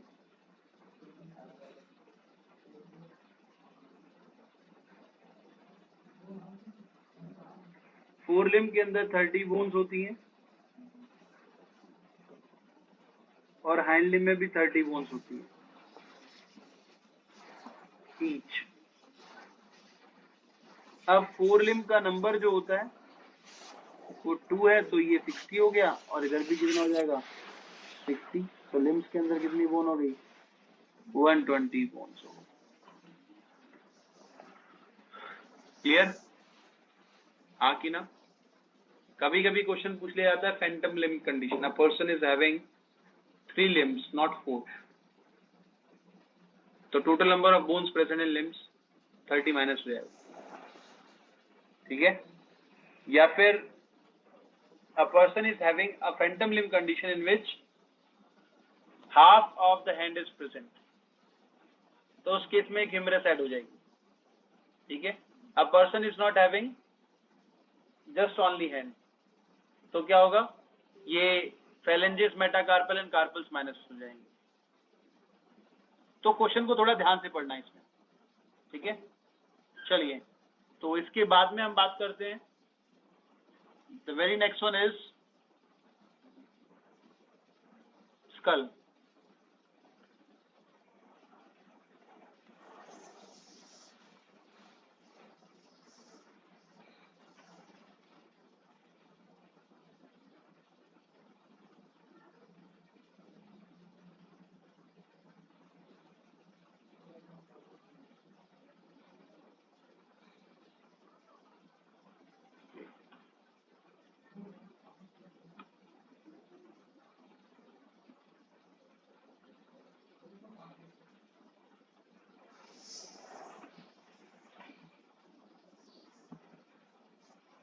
चलिए, स्कल में टोटल 29 बोन्स प्रेजेंट होती हैं। क्लियर? क्रेनियल बोन का नंबर जो होता है वो 8 होता है, फेशियल नंबर का बोन का नंबर जो होता है वो 14 होता है। एनसीईआरटी क्रेनियल और फेशियल को जोड़कर बताती है कि इसमें 22 बोन्स प्रेजेंट होंगी। ठीक है? इसके अलावा 3 पेयर और 6 ईयर ऑसिकल्स होते हैं, हाइड बोन प्रेजेंट होगी which do not articulate with any other bone, किसी दूसरी बोन से आर्टिकुलेट नहीं करती है। इसके बाद में बेटा this is the diagram of skull. आप अपनी एनसीईआरटी में मेंशन कर लीजिए, इसको मार्क कर लीजिए, जहां जहां पर मार्क है उसके सामने नंबर लिख लीजिए।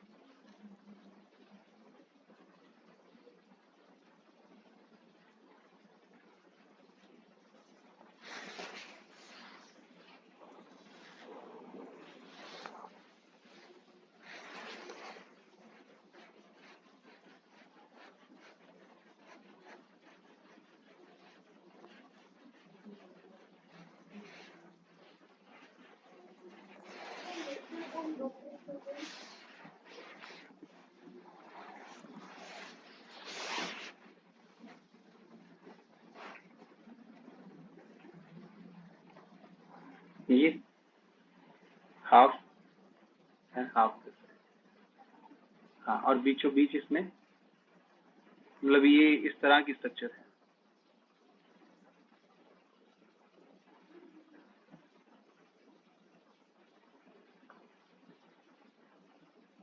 क्लियर?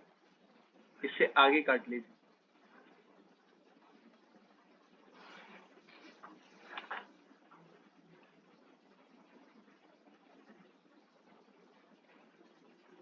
हाँ हाँ जी बेटा, अभी बताता हूँ बेटा sir.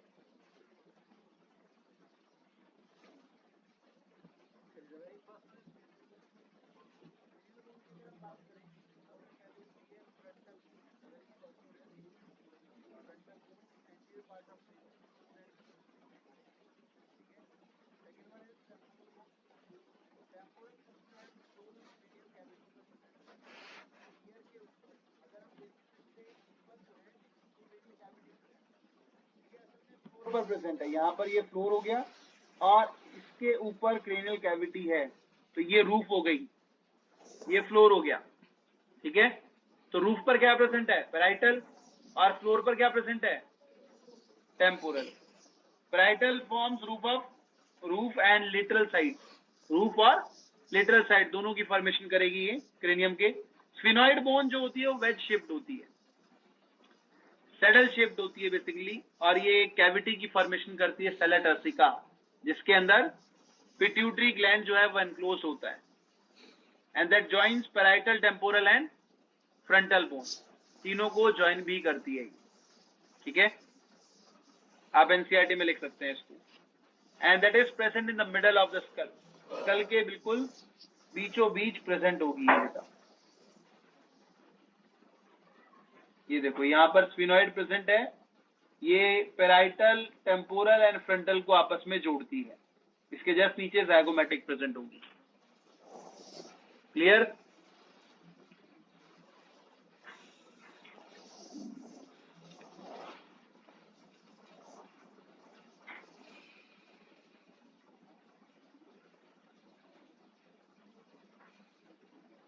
Next one is ethmoid bone.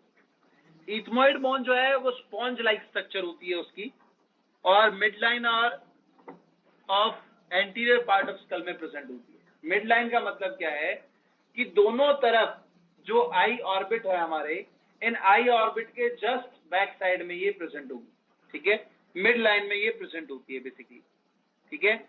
और ये रूफ ऑफ नेजल कैविटी बनाती है, इसके नीचे क्या होगा, रूफ प्रेजेंट होगा। टेम्पोरल हमारे यहाँ पर है, ये आई ऑर्बिट हो गया। आई ऑर्बिट के बीच से अगर आप पीछे की तरफ जाएंगे तो उसके जस्ट बैक साइड में एथमॉइड प्रेजेंट होती है, that is having a sponge like appearance. Sponge like appearance होने की वजह से यहाँ पर ऑल्फैक्टरी बल्ब की फॉर्मेशन होती है, जो कि ऑल्फैक्टरी एपिथेलियम के अंदर नर्व्स की सप्लाई भेजता है, ऑल्फैक्टरी नर्व्स को भेजता है, क्रेनियल नर्व है ऑल्फैक्टरी, ठीक है। तो यहां पर देखो छोटा सा मैंने फॉर्मेशन दिखाया हुआ है, ये दोनों साइड टेम्पोरल है जो कि फ्लोर ऑफ ब्रेन पर प्रेजेंट है, ये आगे नेजल बोन है, ये आई ऑर्बिट है, और इनके बीचों बीच ये जो स्पॉन्ज लाइक अपीयरेंस यहां पर है, that is of ethmoid bone, ये इथमॉइड बोन का है, ठीक है। और ये परपेंडिकुलर प्लेट की फॉर्म में होती है, superior portion of nasal septum है, नेजल सेप्टम का सुपीरियर पोर्शन है ये। Then after next one is occipital bone. Occipital bone जो है वो single poster part of cranium में प्रेजेंट होगी, ठीक है। और स्पाइनल कॉर्ड यहाँ से एमर्जेस करती है, इससे बाहर निकलती है, फोरामेन मैग्नम यहाँ पर प्रेजेंट होगा। फोरामेन का मतलब होता है बड़ा होल यहाँ पर प्रेजेंट होता है, तो foramen stands for hole, magnum मतलब लार्ज, मैग्नीफाइड, ठीक है। स्पाइनल कॉर्ड कनेक्ट करती है मेडुला ऑब्लोंगेटा ऑफ ब्रेन से इन दिस रीजन। अब इस ऑक्सीपिटल बोन के अंदर दो कॉन्डाइल होते हैं जिनको हम ऑक्सीपिटल कॉन्डाइल्स बोलते हैं, तो वो क्या हो गया, डाइकोंडाइलिक स्कल हो गया। आगे पढ़ेंगे इसको भी। Then after next one is facial bone. Vomer, vomer जो है वो ब्रिज ऑफ नोज बनाते हैं, that forms bridge of nose, ये वाला जो ऊपर का ब्रिज है that is formed by vomer.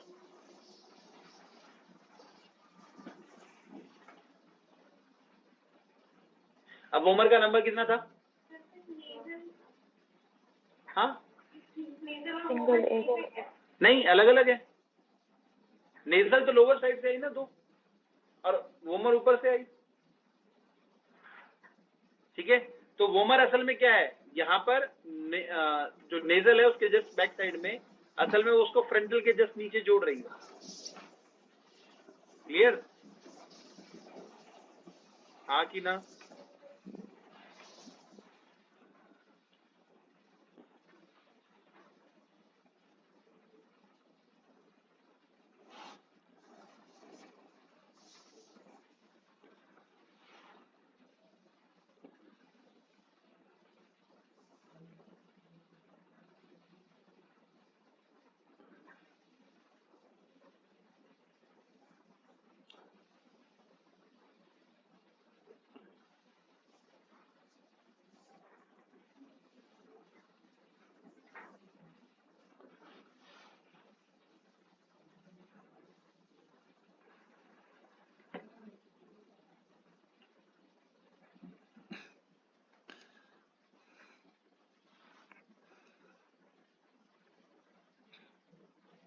चलिए then after come to the next,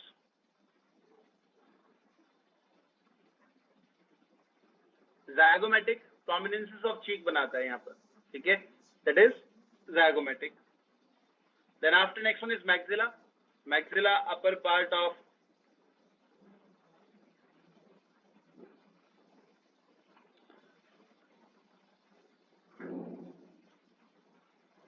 ये वाला portion basically,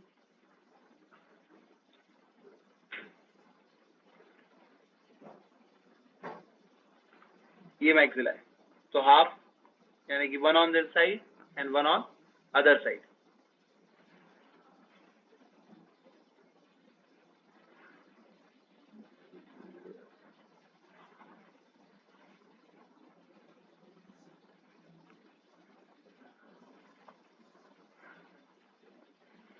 Then after next one, 2020 has been a year, mandible huh? Today, bone है ये, largest and strongest bone है फेस की।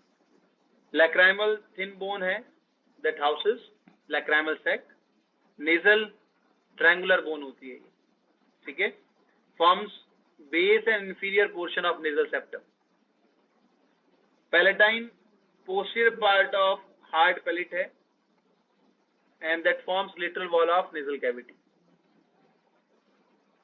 Inferior nasal conchia, inferior and lateral part of nasal cavity बनाते हैं and that increases surface area of nasal cavity, air filter का काम करते हैं basically ये.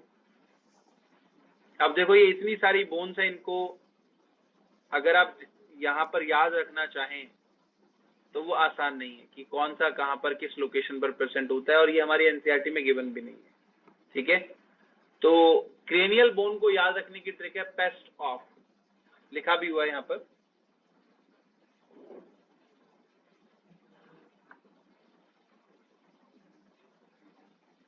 PESTOF, ठीक है. दूसरा है फेशियल बोन. फेशियल बोन को याद रखने की ट्रिक है vomer can not make my pet zebra laugh. Womer cannot make my pet zebra laugh.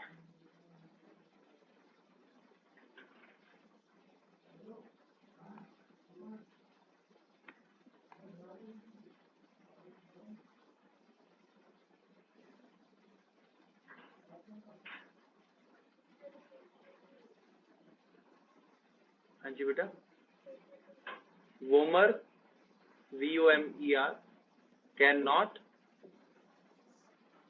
make my pet zebra laugh.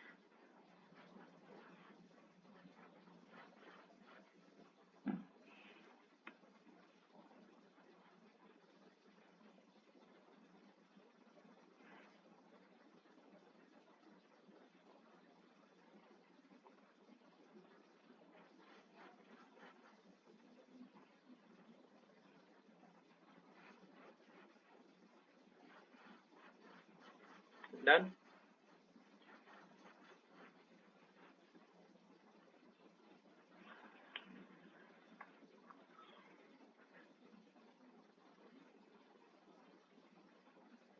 चलिए, then after next one is ear ossicles.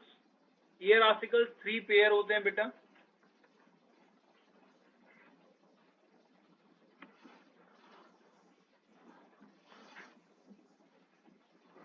और 6 in number, 3 in each ear basically.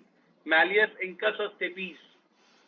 Malleus, incus और stapes. Malleus जो है वो hammer shaped होता है, incus anvil shaped होता है, एंड stapes जो है वो स्टिरअप शेप्ड होगा. मॉडिफिकेशन किसकी है ये? Malleus आर्टिकुलर बोन की, क्वाड्रेट एंड हायोमैंडिबुलर बोन की मॉडिफिकेशन है. अगर स्टेपिडियस मसल का कॉन्ट्रैक्शन होता है तो वो इंटरनल ईयर को डैमेज होने से रोक लेता है. स्टेपिडियस जब कॉन्ट्रैक्ट करेगी तो वो स्टेप्स को पीछे की तरफ खींच लेता है और वो ओवल विंडो के ऊपर हिट नहीं कर पाता. जब ओवल विंडो पर हिट नहीं कर पाएगा तो उस केस में इंटरनल ईयर डैमेज होने से बच जाता है. ये कब होता है? हाई इंटेंसिटी या हाईली एम्पलीफाइड साउंड जब एयर में एंटर होने की कोशिश करते हैं. Next one is hyoid bone. किसी दूसरी बोन के साथ आर्टिकुलेट नहीं करती है, यू शेप्ड बोन है ये, and this is the point of attachment for the tongue muscles and floor of mouth पर प्रेजेंट होती है बेसिकली. रिब्स 12 पेयर और 24 होंगी. एक्सियल स्केलेटन का हिस्सा है ये. On dorsal side all the ribs जो है they are articulate with thoracic vertebrae. thoracic vertebrae के साथ साथ स्टर्नम के साथ भी वो आर्टिकुलेट करती हैं और रिब केज का फॉर्मेशन करती हैं. एनसीईआरटी में जो स्टेटमेंट लिखा गया है, thoracic vertebrae, ribs and sternum मिलकर रिब केज का फॉर्मेशन करती हैं. पैराग्राफ की लास्ट लाइन है ये. जिस पेज पर रिब केज बना हुआ है वहां पर ही नीचे मिल गई. चलिए, then after next one is, ये लंग्स को प्रोटेक्ट करते हैं from the lateral side of the body, और थोरेसिक कैविटी इनके अंदर एनक्लोज होती है। टाइप्स ऑफ रिब्स, तो रिब्स 3 तरह की होंगी बेटा basically, true ribs, false ribs and floating ribs. True ribs 1 to 7 pair होते हैं, false ribs 8th 9th and 10th pair होता है, floating ribs 11th and 12th pair होता है। ट्रू रिब्स जो होती हैं उनको वर्टिब्रोस्टर्नल रिब्स कहा जाता है। क्यों कहा गया वर्टिब्रोस्टर्नल? वर्टिब्रेट से कनेक्ट करने के बाद वो स्टर्नम से कनेक्ट करती है, ठीक है। फॉल्स रिब्स को वर्टिब्रोकॉन्ड्रियल कहा गया क्योंकि वो वर्टिब्री से कनेक्ट करने के बाद 7th रिब के पास कार्टिलेज से, कौन सा कार्टिलेज? Hyaline cartilage. कौन सा कार्टिलेज? Hyaline cartilage. एनसीईआरटी ने मेंशन किया है इसको, ठीक है। Then after next one is floating ribs. 11th and 12th pair जो है उनको फ्लोटिंग रिब्स कहा जाता है। They are only vertebral ribs. सिर्फ वर्टिब्रल क्यों बोला गया? वर्टिब्री के साथ आर्टिकुलेट करती हैं और बॉडी की वेंट्रल साइड में आकर वो किसी दूसरी पार्ट से आर्टिकुलेट नहीं करती। और वर्टिब्रल रिब्स की एक खास बात, ये किडनी को प्रोटेक्ट करती है, दे प्रोटेक्ट्स किडनी, ठीक है। जब आप लोग 11th क्लास में थे तब ये क्वेश्चन आपके पेपर में आया था, पिछले से पिछले साल। चलिए, then after come to the next structure of a typical rib. ये डायग्राम से समझ में आ गया बेटा? इधर मैंने थोरेसिक वर्टिब्री बनाई है और दूसरी तरफ स्टर्नम। स्टर्नम को मैंने रेड कलर से मार्क किया है, इसको मैंने ग्रीन से मार्क किया है। एंड देयर इज 1 2 3 4 5 6 and 7 तक देखो ये स्टर्नम से जुड़ रहा है। फिर 8th 9th and 10th pair 7th rib से जुड़ रही हैं, इंटरकोस्टल कार्टिलेज है, that is a hyaline cartilage. Then after next one is floating ribs, 7th and 12th pair, and that protects kidney. Then after next one, structure of a typical rib. एक typical rib की structure कैसी होती है basically? तो अगर आप ध्यान से देखेंगे तो ribs जो है वो बाइसेफेलिक होती हैं। बाइसेफेलिक का मतलब है 2 हेड यहाँ पर प्रेजेंट होंगे, डबल हेडेड स्ट्रक्चर होती है।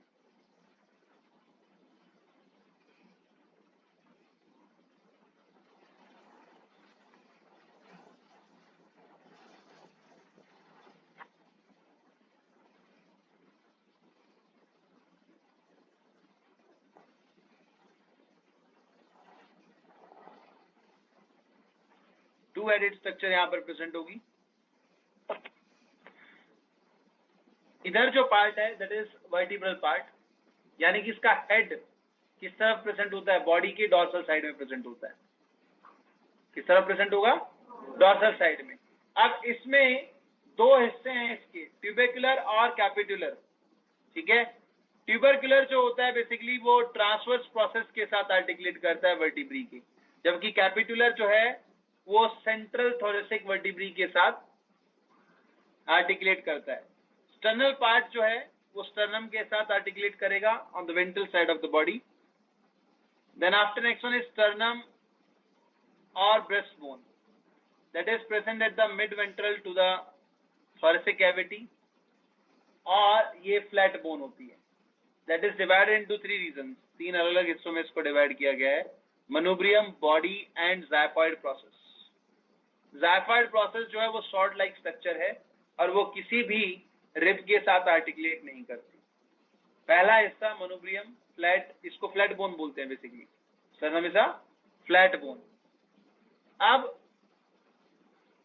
यहां पर मनुब्रियम के अंदर सुप्रास्टर्नल नॉच प्रेजेंट होती है जो कि अपर मोस्ट रीजन में है। Then after clavicular notch, notch मतलब ये बाहर की तरफ निकला होगा, उसके जस्ट एडजेसेंट में एक डिप्रेशन होता है and that is the articulation facet और articulation surface for clavicle. Clavicle इस रीजन में आर्टिकुलेट करती है। उसके बाद next first pair of ribs जो है वो आर्टिकुलेट करते हैं यहाँ पर मनुब्रियम से। 2nd to 7th pair of ribs जो है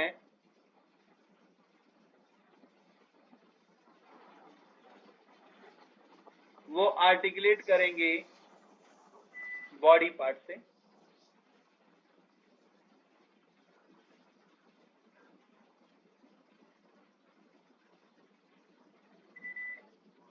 अच्छा, 2nd to 7th में कोई और चीज याद आ रही है तुम्हें? कहीं हमने कुछ और भी लिखा हो 2nd to 7th के बीच? अभी रिसेंटली आपके नीट के क्वेश्चन पेपर में था ये, इस साल अगर आपने पेपर अटेम्प्ट किया हो तो। मेरा अभी मैंने पढ़ाया नहीं है, नीट के पेपर का पूछ रहा हूँ, याद है कुछ किसी को भी? हाँ भाई, 2nd to 7th रिप के बीच में क्या प्रेजेंट होता है? इस साल के नीट के पेपर में क्वेश्चन था ये, कॉलम 1 कॉलम 2, ऑप्शन क्या थे? कॉलम में था ना ये, 1 to 2 को मैच करना है। Scapula, shoulder blade 2nd to 7th rib के बीच प्रेजेंट होती है ना? ये इस साल आपके नीट के क्वेश्चन पेपर में आया था। क्वेश्चंस याद रखा करो।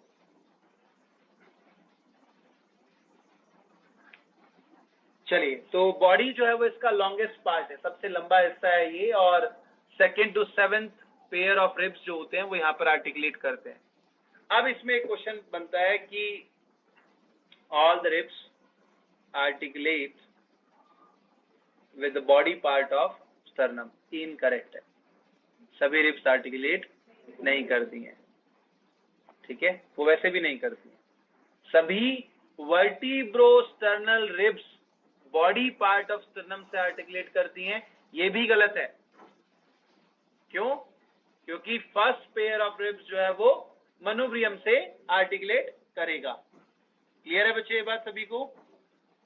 हाँ भाई, खुशी पंडित, कनिष्का श्रीवास्तव, ज्योति सिंह, कुर्बान, is it clear? Yes, sir. चलिए, then after come to the next.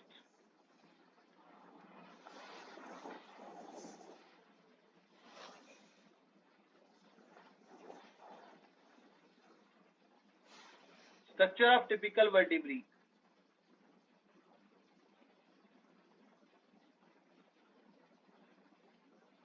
Actually file वहां से हम मूव करने में पूरी खराब हो गई।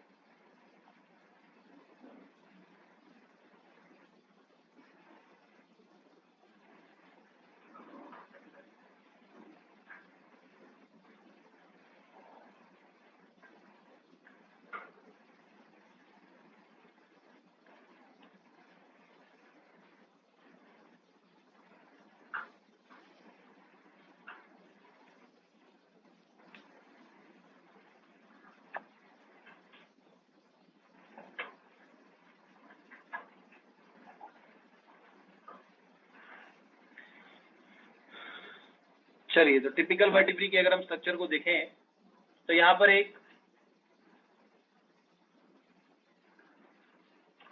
ये डॉर्सल साइड है and this is the ventral side. अब आप ये समझिए कि वेंट्रल साइड जो है वो आपकी बॉडी का फेस वाला साइड है and the back side is basically the dorsal side. Centrum कहाँ प्रेजेंट होगा? Centrum is present towards ventral side, जबकि न्यूरल स्पाइन जो होता है वो किस तरफ प्रेजेंट होगा? डॉर्सल साइड में। Very good. अब यहाँ पर डॉर्सल साइड में न्यूरल स्पाइन होता है विच एंडेड डाउनवर्ड, आगे जाकर ये नीचे की तरफ मूव कर जाएगा, ठीक है। देन आफ्टर नेक्स्ट वन,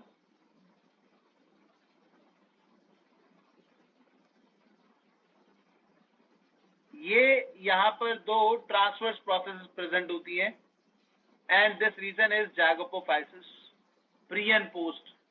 ज़ाइगोपोफाइसिस का मतलब क्या होता है? Zygo stands for paired physical process for connection. Clear? अब ये इसे सेंट्रम से जोड़ देते हैं। किससे जोड़ देते हैं? सेंट्रम से जोड़ देते हैं, और यहां पर किन्हीं भी दो वर्टिब्री के बीच एक इंटरवर्टिब्रल फोरामेन प्रेजेंट होता है। जैसे कि आप दोनों हाथों को यूं रखिए, एक दूसरे के ऊपर रख दिया, अब ये इसको जोड़ दिया आपने, और ये जो आपकी लास्ट फिंगर है और आपका जो थंब है इसको आप अलग अलग कर दीजिए। इस तरह से दिखाई दे रहा है आपको ये स्ट्रक्चर? बोलो भाई। Yes sir. अब इस स्ट्रक्चर में ये जो मेरी 3 फिंगर्स हैं, ये न्यूरल स्पाइन है, ये नीचे की तरफ टिल्ट कर गए, ठीक है। ये डॉर्सल साइड है और जिस तरफ मेरा पाम है वो क्या है? Centrum, that is Centrum. अब ये एक वर्टिब्री थी और ये दूसरी वर्टिब्री आपने इसके ऊपर रख दी इस तरह, क्लियर? तो ये ट्रांसवर्स प्रोसेस हो गई, ठीक है, एक ये और दूसरी ये। अब इन दो ट्रांसवर्स प्रोसेस के बीच में यहां पर देखो दोनों साइड स्पेस बनेगा, तो इसको हम क्या बोलेंगे? Intervertebral foramen. इससे क्या होती है? स्पाइनल नर्व्स बाहर निकल जाती है, ठीक है, दैट इज इंटरवर्टिब्रल फोरामेन। अब इस दो थंब के बीच में अगर मैं कहूं तो यहां पर एक स्पेस दिखाई देगा आपको, और इधर दोनों फिंगर्स के बीच में आपको स्पेस दिखाई देगा। क्लियर? हाँ कि ना? करके देखो। 3 फिंगर्स को बीच में जोड़ो और बाकी 2 को अलग कर दो। अब ये नीचे वाली एक वर्टिब्री है, दूसरी ऊपर वाली है। अब इसमें आपका जो पाम है वो सेंट्रम है, और ये जो 3 फिंगर्स हैं ये क्या है आपके? स्पाइन, ठीक है। अब दोनों ट्रांसवर्स प्रोसेस के बीच में थोड़ा सा जो स्पेस है that is intervertebral foramen. Spinal nerves जो है वो यहां से बाहर निकलती हैं। This is the side view. अब इसके अलावा मैंने यहाँ पर एक साइड व्यू भी बनाया हुआ है, ये देखिए। सेंट्रम हो गया, ये प्री ज़ैगोपोफाइसिस हो गया, ठीक है। यहाँ पर इंटरवर्टिब्रल फोरामेन हो गया, ये देखो बीच में space, and then after these transverse processes, एक आगे एक पीछे, और ये हो गया न्यूरल स्पाइन नीचे की तरफ। क्लियर है बच्चे ये बात? कोई डाउट इसमें किसी को? अब इसमें सेंट्रम क्या है? That is body large disc like structure, flattened, and that is present in front of or ventral side or anterior side of the body. Neural spine or neural arch, ये present होती है behind और posterior side और dorsal side of the body. Arc like structure है, spiny structure है, और ये support provide करती है। यहाँ पर 2 rounded pedicels की formation होंगी और 2 फ्लैटेंड लैमिना प्रेजेंट होते हैं इसके बैक साइड में। इतना याद रखने की जरूरत नहीं है, बेसिकली ये एक्स्ट्रा ही है, ठीक है। ना याद हो तो छोड़ देना इसको। पेडिसल्स जो होते हैं यहाँ पर एडजेसेंट वर्टिब्री के प्रेजेंट होते हैं। These are the pedicels. ये यहाँ पर पेडिसल्स हैं, ये नहीं रेड से जो मार्क किया है, बल्कि ये जो बीच का रीजन है जो इस ट्रांसवर्स प्रोसेस में प्रेजेंट है उसको हम पेडिसल बोलते हैं, ठीक है, क्योंकि वो ट्रांसवर्स प्रोसेस से सेंट्रम को जोड़ रहा है।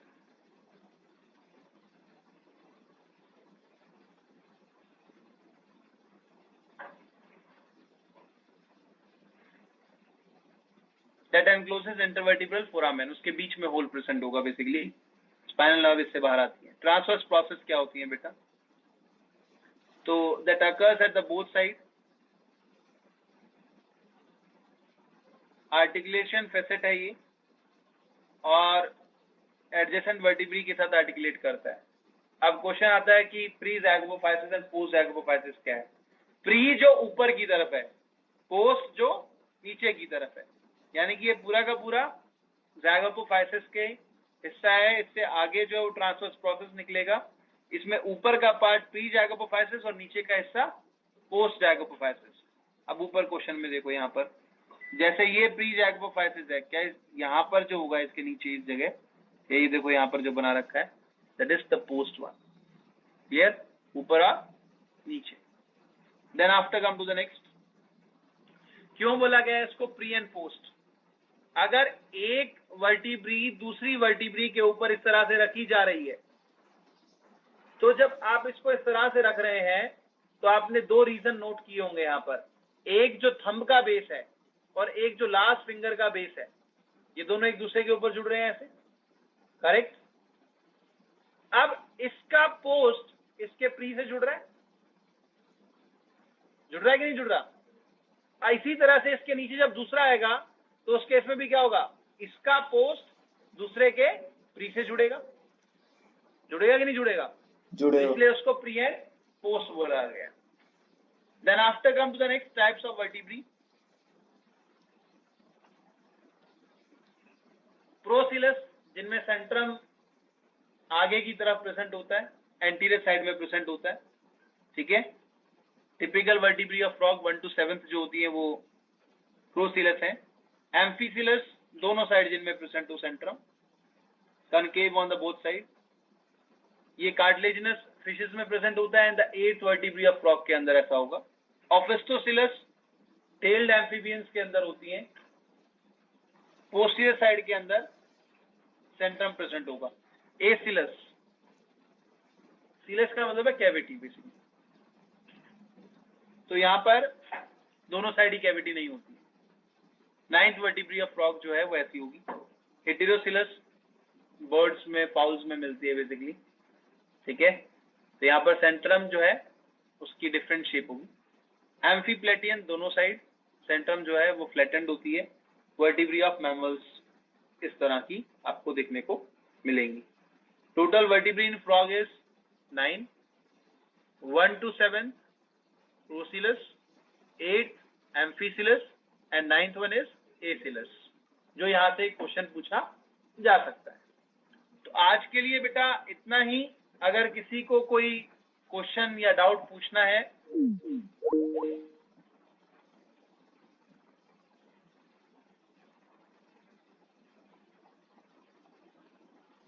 और आज की फाइल का पासवर्ड रहेगा 91921।